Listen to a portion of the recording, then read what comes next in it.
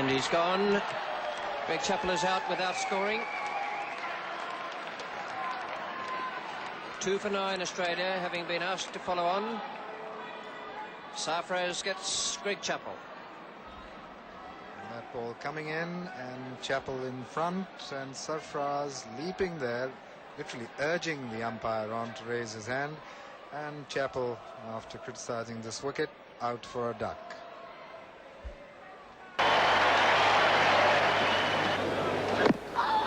A big appeal there for LBW, but Chappell outside the line. This is a very productive piece of bowling by Madassa.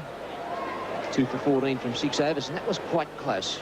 A lot of angle on that ball, would have taken it past leg stump probably.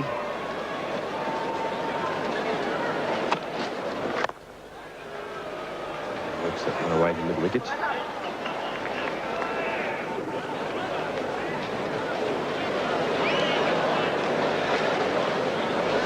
Greg Chappell dropped himself down to number 6 today because of a virus illness. But he won't be feeling any better after this shot. It's in the air and he's gone out, caught at mid-wicket. Well, that's a tremendous blow there. In Australia, Chappell out straight away for naught, caught at mid-wicket. Well, 2 ducks for Greg Chappell, the one in Melbourne last innings, and this one holing out to mid-wicket. Nice easy catch there at mid-wicket, and Madassa, his 3rd wicket. So exit Greg Chappell now.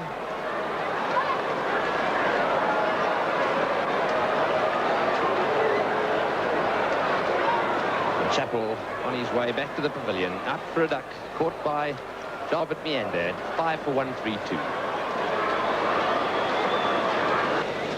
Greg Chappell, 3 consecutive ducks in his last 3 innings, and all sorts of suspicions in his mind about this pitch.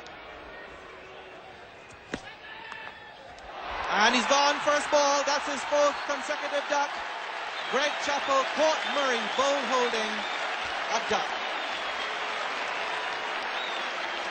In my word, that was a good ball. It was wide, but didn't Greg Chappell help himself to his own dismissal by just following that as though hypnotised. The ball wide of the off stump, as you can see. Chappell onto the back foot, following the ball, a fairly thicky hedge, straight into the hands of Murray. No need to play at that, Greg Chappell. And there he is, out for a duck, and really in a trough, both mentally and in physical form. 2 for 4.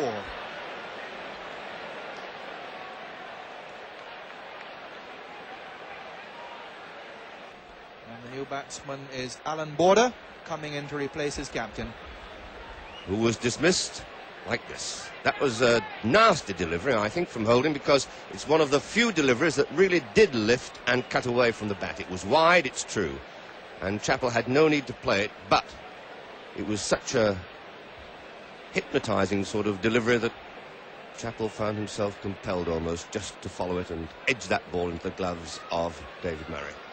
Greg Chappell to take strike to Colin Croft.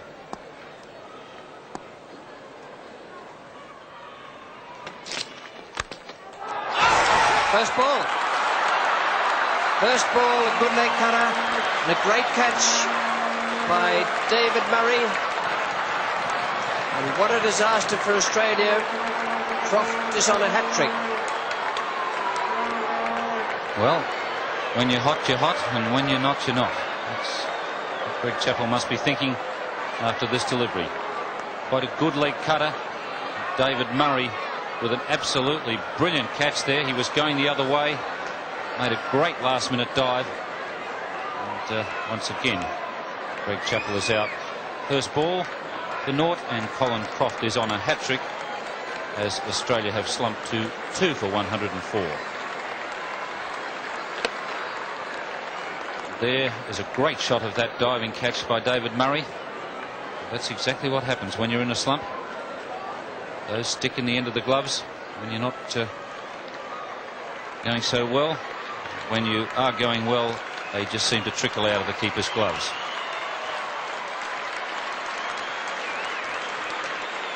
Magnificent dive there by David Murray. Brilliant catch. The West Indies very delighted about that.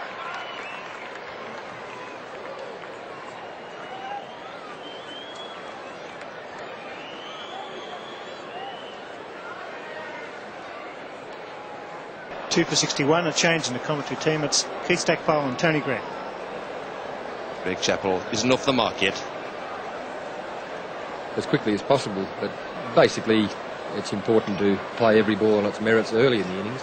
I look to keep hitting the ball straight. You know, so if it takes me half an hour to get off the mark, if that's what's necessary, I'm prepared to do it. So it's a matter of playing every ball on its merits and looking for the gaps where you think you can pick up a quick set.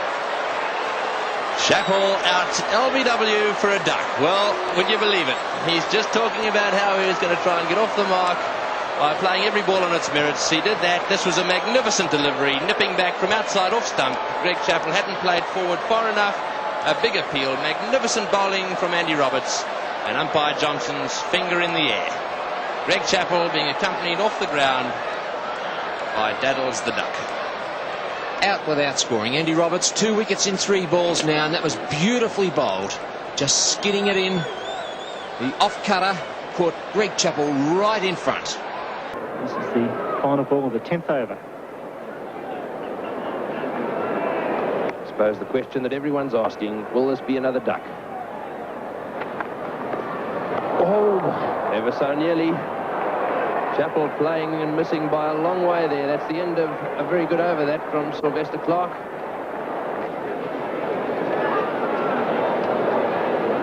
Well, a number of people will be surprised to find Greg Chappell so high up in the tire power strike rate. 77.52 runs per 100 balls faced.